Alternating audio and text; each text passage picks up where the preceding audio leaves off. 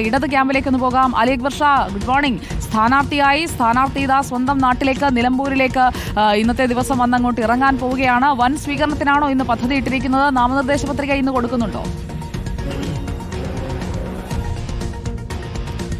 Very good morning Sujaya. തീർച്ചയായും M Swaraj സ്ഥാനാർത്ഥിയായി വന്ന ഘട്ടത്തിൽ തന്നെ നിലമ്പൂരിലെ ഇടതുപക്ഷം വലിയ ആവേശത്തിലാണ്. ഇന്നലെ തന്നെ ആ ആവേശം അലതല്ലുന്നത് കണ്ടതാണ്. മഴയെ പോലും അവഗണിച്ചുകൊണ്ട് CPM-ന്റെയും പിന്നീട് DYFI-യുടെയും ഒക്കെ റോഡ് ഷോയും സ്വരാജിന്റെ ഫ്ലെക്സ് എന്തിയുള്ള റോഡ് ഷോയും ഒക്കെ നമ്മൾ കണ്ടതാണ്. ഇന്നെന്തായാലും സ്വരാജ് മണ്ഡലത്തിലേക്ക് എത്തുമ്പോൾ ആവേശോജ്വലമായ സ്വീകരണം നൽകാൻ തന്നെയാണ് UDF ക്യാമ്പ് സജ്ജമായിരിക്കുന്നത്. ഇന്ന് രാവിലെ 10 മണിയോടുകൂടി നിലമ്പൂർ റെയിൽവേ സ്റ്റേഷനിൽ എം സ്വരാജ് എത്തും.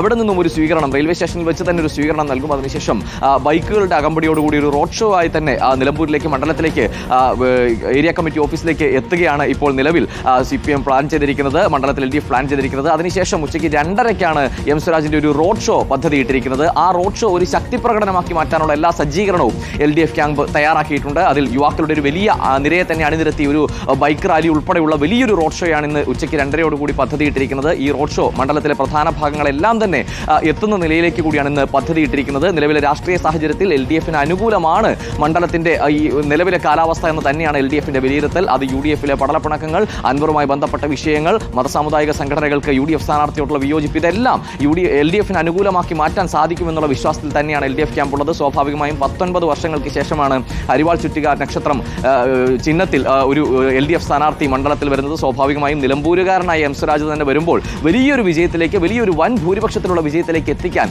സാധിക്കും ഈ തെരഞ്ഞെടുപ്പിനെ എന്ന ഉറച്ച വിശ്വാസത്തിൽ തന്നെയാണ് എന്തായാലും LDF ക്യാമ്പ് ഉള്ളത്.